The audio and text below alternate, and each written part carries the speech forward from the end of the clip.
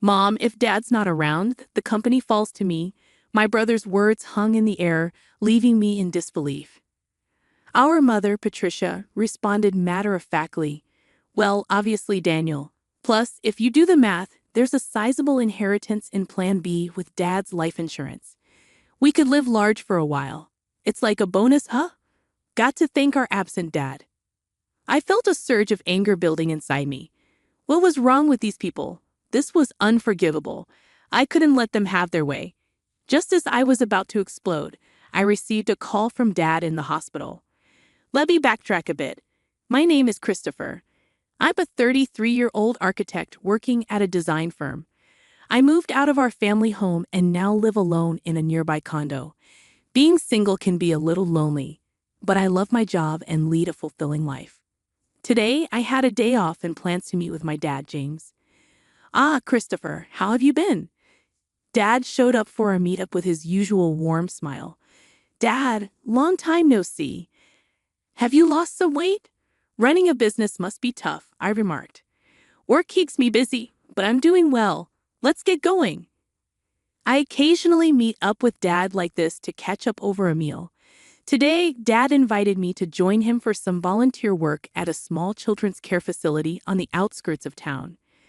We were greeted by Mr. Smith, the friendly elderly director. Dad and Mr. Smith were chatting away warmly. Turns out, Dad grew up in this facility. After leaving it, he put himself through college and started his own architecture firm. Even without any relatives to rely on, he made it on his own efforts, and I've always admired him for that. On his day off, Dad often invites me to volunteer at the facility with him. Since we both have backgrounds in architecture, we can repair furniture and playground equipment. "James, Christopher, you've helped a lot today," Mr. Smith thanked us as we were leaving. I felt good about making a difference, and for Dad, visiting Mr. Smith, who's like a father to him, must be important too. As we walked side by side, pondering where to grab a bite, a sleek black luxury car pulled up next to us. The window rolled down and out popped Mom, driving the car with my brother Daniel. Well, look who it is. Back from the care facility again, are we?" Mom's tone was cutting. "Mom, it's embarrassing to have a dad without parents. Can we stop this already?" I pleaded. "Let's go," my brother spoke, chomping on his gum. I wanted to retort, to tell him that he should be the one feeling embarrassed, an adult with no stable job and dyed hair. But I held back. There was no point in saying anything to these people. It would be a waste. "Daniel and I are going to dinner. You two can grab some fast food, and don't forget to fold the laundry, all right?" Patricia instructed. Dad responded with a simple "understood," and without another word, Mom rolled up the car window and they drove off. Dad and I just watched them go, saying nothing. Mom and my brother looked down on Dad, belittling him at every turn. Honestly, Mom might be beautiful on the outside, but that's about it. The reason they can do all this is that they're basically living off Dad's income. They've been trash-talking him for as long as I can remember, saying he's a deadbeat from an orphanage, that he has no ambition or excitement in his life. They probably only see Dad as a wallet that listens to their every demand. What's worse, my brother Daniel eats all of this up and joins in on making fun of Dad. Our family has 2 kids, but Mom has always lavished her love only on Daniel. She's pretty much ignored me, giving Daniel whatever he wants, whenever he wants. Thanks to that, Daniel still clings to Mom like a child. Even in his 30s, he still calls her Mommy and lets her dictate even what he wears and eats. When I heard that Mom accompanied him to every driving lesson, I was floored. "Dad, isn't it hard living with those two?" I asked my dad that question. "I'm used to it. Besides, they're still family. I have to do what I can," Dad said in a lonely voice before heading back to the house he shares with Ma and Daniel. All I could do was watch him go. A month passed, and I got a call from Mom saying that Dad had collapsed. So I rushed to the hospital. "Dad, what on earth happened to you?" I asked, seeing him looking even more fragile than a month ago. I received the devastating news after undergoing some tests. My dad had cancer, and it was advanced. According to the doctors, he had only about 3 months to live, give or take. It was a shocking blow, especially considering he was only in his 60s. Even my mom, typically composed, was visibly shaken. "Why did you let things get to this point?" Mom's voice trembled with emotion as she addressed Dad, her concern evident. "Because you and Daniel have been pushing Dad too hard. You know he's been stressed out," I interjected, unable to hold back my frustration. "How dare you speak to your parents like that? You're nothing like Daniel," Mom shot back defensively. "And what is Daniel doing at a time like this? Off gambling again?" I couldn't help but accuse. While Mom and I were arguing, Dad spoke up quietly, trying to diffuse the tension. "Both of you stop. I'm fine. Go home for today," he insisted, his voice fairly audible. Feeling remorseful, I left the hospital room, but between my worries for Dad's health and the shock of his prognosis, sleep eluded me that night. Determined to support Dad, I took on the responsibility of bringing him a change of clothes and doing his shopping, as he requested. But neither Mom nor my brother lifted a finger to help. Despite their indifference, I wanted to make Dad's time as comfortable as possible. During breaks from work, I would pop into his hospital room and take care of him. This routine continued for 2 months until one day when I went back to my parents' house to gather some of Dad's belongings. As I entered the living room, I overheard Mom and my brother conversing. "Mommy, once Dad is gone, the business is all mine, right?" Daniel's words stunned me, prompting me to listen more closely. "That's not a given, Daniel. But if you do the math, there should be around $2 million in inheritance," Mom replied casually. "Wow, that's awesome.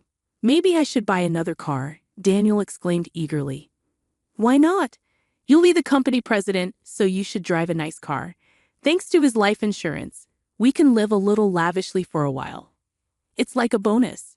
"Got to thank Dad for not being around," Mom remarked, her words sending a surge of anger coursing through me. "What kind of trash are these people?" I seethed silently, feeling the weight of their callousness and greed. It was unforgivable. I couldn't stand by and let them have their way. Just as I was about to unleash my anger, I received a message from Dad. "Christopher, can you come to my hospital room alone?" Despite the storm of emotions within me, I managed to contain them and went to see my dad. He had lost even more weight recently, and his complexion looked bad.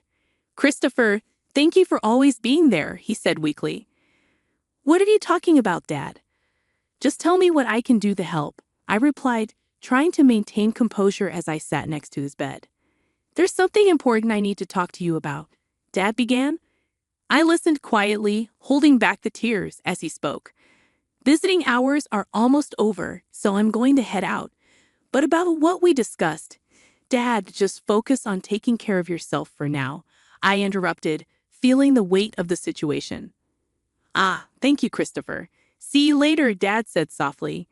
In the end, that was the last conversation I had with my dad.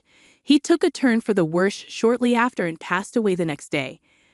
I held his emaciated hand in the hospital room and cried. My mom and brother also put on a show of tears, but this time things got tough. Mom was technically in charge of the funeral, but of course, she didn't lift a finger. Instead, she showed up at the funeral all dolled up in makeup and tried to cut corners on the costs. "He doesn't even have any relatives. Why not keep it simple?" she remarked callously. "Dad's co-workers and business associates are coming to the funeral. Don't embarrass us with that kind of talk," I retorted, feeling a surge of frustration. Today, while getting his necktie tied by Mom, Daniel chimed in, "Just do what Mom says. Don't waste money on a dad like that, Christopher. Daniel, just be quiet. If it's about money, I'll handle it. At least let me give Dad a proper send-off," I insisted, feeling a sense of duty. So, I ended up taking charge of the entire funeral. It seemed Dad was well loved by many people. Lots of folks came to pay their respects, which made me really happy. About a week had passed since the funeral ended when Mom spoke up. "Now that we're a family of 3, finally got that person out of the picture. Now the $2 million inheritance is all ours, right? Daniel and Dad's company too. Man, I'm finally going to be the boss," Daniel added eagerly. "Listen up, Christopher. You better give up your inheritance, got it?" Mom demanded sternly. Just after the funeral had ended, they were already talking about this stuff, annoying me to no end. I replied calmly. Dad had already arranged all the inheritance matters with the lawyer. I have the contact details. My brother, surprised, exclaimed, "What? Why didn't you say that sooner? Call the lawyer right now." "That's right, Christopher. Hurry up," my mom urged. So I dialed the number on the business card that Dad had given me. Not long after the lawyer arrived, a woman in her mid-30s named Attorney Williams. "I'm Attorney Williams. I've been authorized by James to handle matters concerning the inheritance. I'm very sorry for your loss," she said, shaking our hands. As we greeted the lawyer, my brother Grandin remarked, "Wow, I thought lawyers were all old dudes. You're quite the looker. Got a boyfriend?" "Oh, Daniel, do you like her? Mommy prefers someone younger."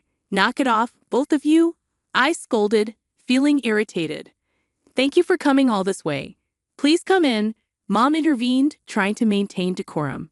We ushered Miss Williams into the room and listened to what she had to say. "Let me explain. First of all, concerning the company, James had told me before he passed that it would be transferred to an acquaintance's company. I've been proceeding with the paperwork." "What? What does that mean?" "I was supposed to become the CEO. I've heard nothing of the sort," my brother exclaimed, his voice rising in frustration. "For the sake of the employees, the company will be merging with a trusted and skilled company that your father was fond of. The other company has already agreed, so there's nothing that can be done," Attorney Williams explained calmly. "Darn outsider. Darn it." My mom hurriedly chimed in, trying to soothe the situation.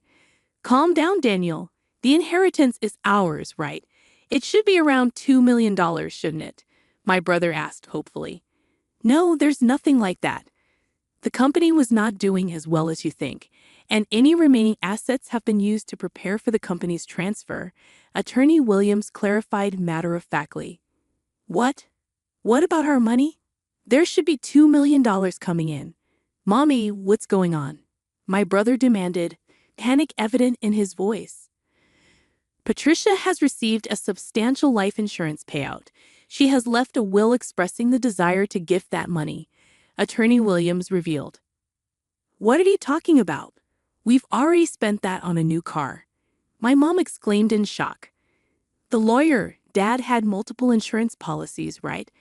What about those other payouts regarding life insurance?" I inquired. "James had canceled all policies before he passed. All I know is that the money was used up," Attorney Williams answered honestly. "What? Where did all the money go before he died? Darn it! Was he planning to leave us without a dime?" my brother exclaimed in disbelief. I watched as Miss Williams left, and my mom and brother lost their composure. As she departed, she said, "It's tough, isn't it?" All I could manage was a tight-lipped smile in return. Looking up at the night sky, I couldn't help but recall the last conversation I had with my father while we walked. "Christopher, would you take over the company if I die? There might not be much in assets, but I should be able to leave you at least the insurance money. There should be enough of that," Dad had said. "What are you talking about, Dad?" I have replied, feeling a lump form in my throat. "You were the only one in the family who was kind to me. I wanted to leave something for you at least. Dad, I respect you for building the company from scratch with your own hard work. I want to make it on my own too. I don't need the company or the insurance money, but if there's any inheritance left, I want you to use it as you wish. I'll help in any way I can." "Christopher, thank you. Thank you," Dad had responded, his voice filled with gratitude. Walking along, lost in my thoughts, I realized I had arrived at the facility. Despite it being night, Mr. Smith was in the yard. When he saw me, he ran over in tears. "Christopher, James passed away so suddenly. He told me not to come to the funeral, but actually, Mr. Smith, my dad was grateful for both you and the facility. I just found out too, a little while ago.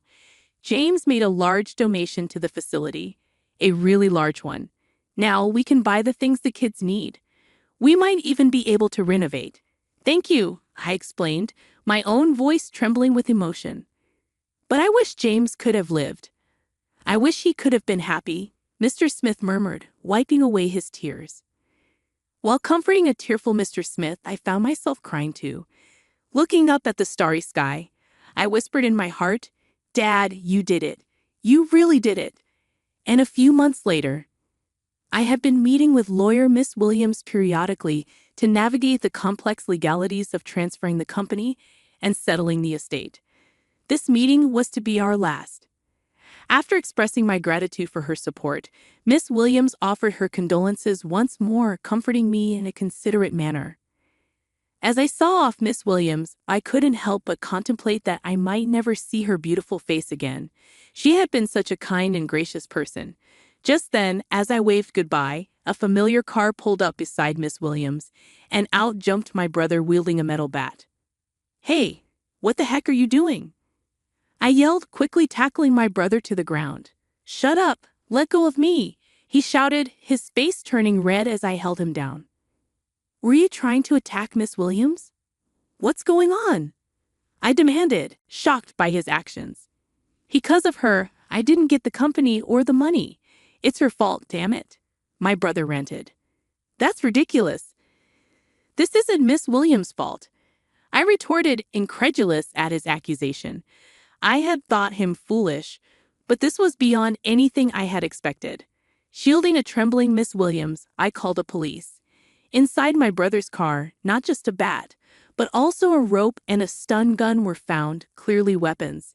He was swiftly arrested. When our mother found out, she fumed, "You'd send Daniel to jail? Your own family? How heartless." I replied calmly, "I no longer consider you or him family. My only family was my late dad. I'm cutting ties with both of you." Mom continued ranting, but I ignored her and cooperated fully with the police investigation. I later found out that my brother had also been repeatedly harassing Miss Williams online, making vulgar comments and slandering her. Threats had even been made, and the police were in the process of identifying him. My brother was sentenced to jail for his attempted attack on Miss Williams. She also sued him in civil court for defamation, and he was ordered to pay damages. Please take every penny he has if that'll make him reflect on his actions. I'm truly sorry for all this. I apologize to Miss Williams. Upon my apology, Miss Williams gave a faint smile and said, "I'll do just that. Thank you for saving me from a dangerous situation. From now on, I hope you at least find happiness, Christopher." Several months later, when spring arrived. Today, I found myself at Sakura Garden, but it wasn't for volunteering. It was for a business meeting. Thanks to the funding from my father's donation, the aging facility was planning a renovation. Mr. Smith had approached me for the architectural design. Initially, I declined, citing my inexperience. But Mr. Smith was unyielding. James always proudly said, "Christopher will become an exceptional architect. He's already surpassed me. We can do this because of James." Mr. Smith insisted, "I'd really like for you to take on this project, Christopher." With sentiments like that, how could I say no? I wanted to create a wonderful building that brought even a small amount of happiness to the kids and Mr. Smith. I'm sure my dad would have been proud of that. As for my brother, well, he hasn't changed. Even after his sentencing, he's become even more irresponsible.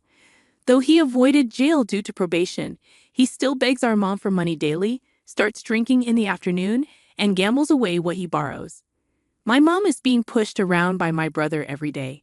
The large house we lived in, thanks to my dad, along with the car bought with insurance money, were sold to pay for Miss Williams' compensation and my brother's bail. Now, it seems they live together in an old apartment. A friend told me she's lost her beauty, looks more like an old woman now. She brought this upon herself, but I hope she at least reflects on how she treated my dad poorly before he passed away and raised my brother to be such a mess. One last thing, I'm going to marry Miss Williams, the lawyer, soon. She told me in confidence that she felt attracted to me after I saved her from my brother's violent behavior. She's a bit on the serious side, but I really love her for her kindness and dependability. From here on, I aim to work hard and be like my dad, building a warm and loving home.